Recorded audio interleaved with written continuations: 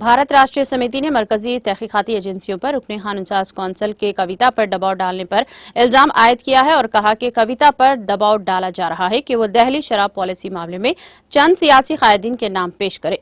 BRS ने enforcement directorate ED और central bureau of investigation CBI की जबरी कार्रवाइयों को गैर कानूनी, गैर अखलाकी और गैर आईनी करार दिया और कहा कि एजेंसियां बेशतर ऐसे सियासी कायदीन को निशाना बना रही है जो बीजेपी के नजरियात से इख्तिलाफ रखते हैं और बीजेपी की बात नहीं मानते हैं। बीआरएस कायदीन आरएस प्रवीण कुमार और बी सुमन ने आज तिहाड़ जेल में महरूज के कविता से मुलाकात की और बाद जेल के बाहर मीडिया के नुमाइंदों से बात करते हुए बीआरएस कायदीन ने कहा कि मरकजी एजेंसियां कविता पर शदीद दबाव डाल रही हैं कि वो पूछताछ के दौरान अपने बयानात में सियासी लीडरों के नाम बताएं। उन्होंने निशानदेही की है कि दिल्ली के चीफ मिनिस्टर अरविंद केजरीवाल, झारखंड के साबिक चीफ मिनिस्टर हेमंत सोरेन और दिल्ली के साबिक chief minister mister Manish Sisodia के खिलाफ भी इस तरह के मुकदमा दर्ज किए गए हैं, जबकि इस मामले में गिरफ्तार दीगर अफराद के इतराफी बयानात की बुनियाद पर इन पर मुकदमा दर्ज किए गए हैं और कार्रवाई की गई। उन्होंने कहा कि ईडी इंतखाबी कार्रवाई कर रही है, बीजेपी में शामिल होने वालों के साथ अलग सलूक किया जा रहा है। उन्होंने कहा कि बीजेपी अपोजिशन की आवाज को खामोश करने के लिए सीबीआई और ईडी का इस्तेमाल कर रही है। प्रवीण कुमार ने मुल्क में संगीन सूरत हाल को उजागर करते हुए कहा कि वकील को पेश की गई इत्तला दिए बगैर कविता को गिरफ्तार किया गया है।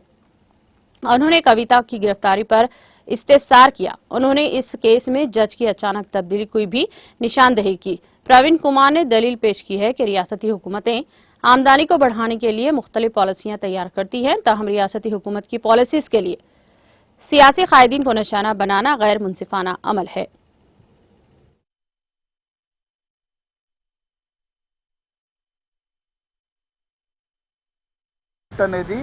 కేవలం టెర్రరిస్టులు ఫైనాన్సింగ్, డ్రగ్ ట్రాఫికింగ్, వీటిలో ఏదైతే విదేశాల నుంచి డబ్బు ఈ దేశానికి వస్తుందో, వచ్చి ఈ దేశ అంతర్గత భద్రతకు ప్రమాదం ఉందో అలాంటి కేసుల్లోనే ఈ పిఎంఎల్ఏ వస్తుంది. బ్యాంకింగ్ ఫ్రాడ్స్ కానీ, banking financial institutions, non banking financial institutions, chit fund companies, వీటి ద్వారా ఏదైతే మరి క్రైమ్ ప్రొసీడ్స్ జరుగుతాయో ఆ ప్రొసీడ్స్ అన్నింటినీ కూడా మరి సిస్టంలో ఇంటిగ్రేట్ చేసి వాటిని బ్లాక్ మనీని వైట్ మనీగా మారుస్తున్నారన్న ఒక ఏదైతే నేరం ఉందో ఆ నేరాల వాటిని ప్రివెంట్ చేయడం కోసం 2002లో పిఎంఎల్ఏ వచ్చింది. మరి ఇక్కడ కల్వకుంట్ల కవిత గారు ఆమె దగ్గర ఏం డబ్బులు దొరికినాయి, మరి ఆమె ఎవరికి డబ్బులు ఇచ్చింది, ఆ డబ్బులు ఎక్కడ సీజ్ చేసిండ్రు, ఎవరి సమక్షంలో సీజ్ చేసిండ్రు, ఎక్కడ పోయిన డబ్బులు, దాని మీద ఇంతవరకు ఒక్క దగ్గర కూడా ఒక్క పైసా కూడా సీజ్ కాలే.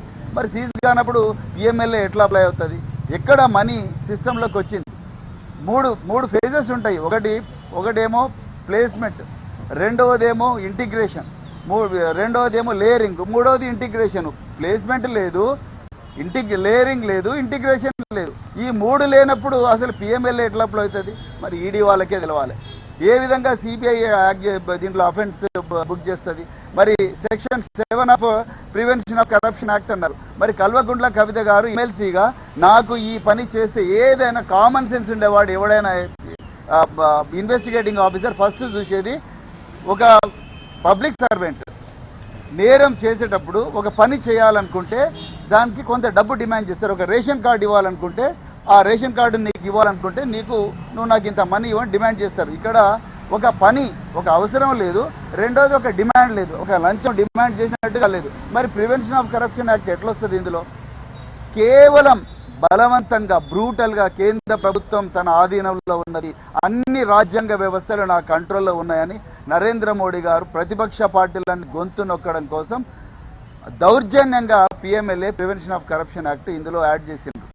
నిజానికి ఇందులో ఎక్కడ కూడా టెర్రరిస్ట్ ఫైనాన్సింగ్ లేదు, లేకపోతే narcotics drugs and prevention of corruption, prevention of psychotropic substances act లేదు. అదేవిధంగా ఏ స్పెషల్ యాక్ట్ కూడా దీంట్లోకి రానప్పుడు వీళ్ళ దగ్గర ఒక పైసా దొరకలేదు. కేవలం అప్రూవర్స్, ఐ రిపీట్, అప్రూవర్స్ ఇచ్చిన స్టేట్మెంట్తోని కో అక్యూజ్డ్ అనే వ్యక్తుల దగ్గర నుంచి బలవంతంగా తీసుకున్న స్టేట్మెంట్లతోనే మరి ఈరోజు ఇది వస్తుంది. ఈరోజు ఆమెను అక్యూజ్డ్ చేసిండ్రు. నిజానికి జైల్లో కవిత గారు మాకు స్పష్టంగా చెప్పండి, మా మీద ప్రెజర్ ఉన్నది, వాళ్ళ పేర్లు చెప్పండి, వీళ్ళ పేర్లు చెప్పండి, వాళ్ళ పేర్లు చెప్పండి, వీళ్ళ పేర్లు చెప్పండి, ప్రెజర్ పెడుతున్నారు కేంద్ర ప్రభుత్వం, ఈ కేంద్ర దర్యాప్తు సంస్థలు మా మీద ప్రెజర్ పెడుతున్నారని చెప్పేసి మరి కల్వకుంట్ల కవిత గారు చాలా స్పష్టంగా చెప్పడం జరిగింది. నిజానికి ఈడీ ఎంత ఏకపక్షంగా దౌర్జన్యంగా వ్యవహరిస్తుందంటే మీరు చూడండి, హేమంత్ బిశ్వ శర్మ అస్సాం చీఫ్ మినిస్టర్, ఆయన మీద 100 కోట్ల స్కామ్ ఉన్నది, దాని మీద ఇంతవరకు ఆయనకు జైలుకు పోలేదు. అదేవిధంగా అజిత్ పవార్, ఆయన మీద కూడా మహారాష్ట్ర కోఆపరేటివ్ బ్యాంక్ స్కామ్ ఉన్నది. ఏదైతే ఎకనామిక్ అఫెన్సెస్ వింగ్ మహారాష్ట్రలో కేసు క్లోజ్ చేస్తే మళ్ళీ ఈడీ తీసుకొచ్చి దాన్ని ఓపెన్ చేసి మళ్ళీ ఆయన మాట వినకపోతే, మాట వింటేనే ఆయన బీజేపీలో జాయిన్ అయిన వెంటనే మళ్ళీ కేసు క్లోజ్ చేసిండ్రు. జగన్ భుజ్బల్ అదేవిధంగా closure report, Praful Patel closure report. అంటే ఈడీ సెలెక్టివ్గా తన బీజేపీలకు ఎవరైతే వస్తారో వాళ్ళందరి మీద కూడా సైలెంట్గా ఉండడం, బీజేపీలకు ఎవరైతే రారో, అడుగులకు ఎవరైతే మడుగులు వస్తారో, వీళ్ళెవ్వరు కూడా వాళ్ళ మాట వినరో వాళ్ళందరి మీద కూడా మరి కేసులు అక్రమంగా పెట్టి జైల్లో పంపిస్తున్న. ఏ మీడియా కూడా దీన్ని ప్రశ్నించే పరిస్థితి లేదు. కోర్టులను కూడా భయపెట్టిస్తున్నారు ఇవాళ బీజేపీ ప్రభుత్వం. That's why we have met miss Kalvakuntla Kavitha garu today, and then she is very strong and she has been sharing with us that there is lot of pressure from the investigating agencies to reveal, to add the names of other politicians who are not towing the line of BJP, which is absolutely illegal, unconstitutional and immoral. In fact, she appealed to the court to release her on bail, to grant her bail on the grounds that she is a mother, she is innocent, and the ruling establishment is taking revenge on her, a political vendetta. So this is a case of absolute political vendetta. So that's why we are condemning this totally. And then there is a wrong application of law. The central government, that is BJP government, is using ED and CBI to silence the political opponents by wrong application of the law. There is no placement of ill-gotten money in this. There is no layering of the money in this, and there is no integration of the crime proceeds. First of all, there is no crime at all. This is a case of excise policy of the Delhi government. How can it be a crime? The Delhi government wanted to improve its finances, and then for that it laid out a policy, and then they wanted to implement the policy, and then after that they withdrew the policy. Like that, governments implement the policy and withdraw the policy, and then where is the question of crime here? And where are the crime proceeds? Did anyone seize the crime proceeds? And where did the crime proceeds come from? So the PMLA, the Prevention of Money Laundering Act, has been implemented in this country in 2002 by the then NDA government, only to prevent the terrorist financing and the drug trafficking and all other crimes which are scheduled under which are defined under special and other acts. But where is the crime proceed? And then similarly, in Kalvakuntla Kavita's case, the government, the CBI has invoked the provision of Section 7 of Prevention of Corruption Act. I want to know from the CBI, the Kalvakuntla Kavita being a public servant, that is MLC, what is that she has demanded? And what was the work she was supposed to do? There is no definition at all.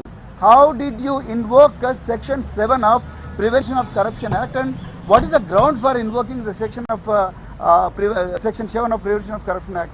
Absolutely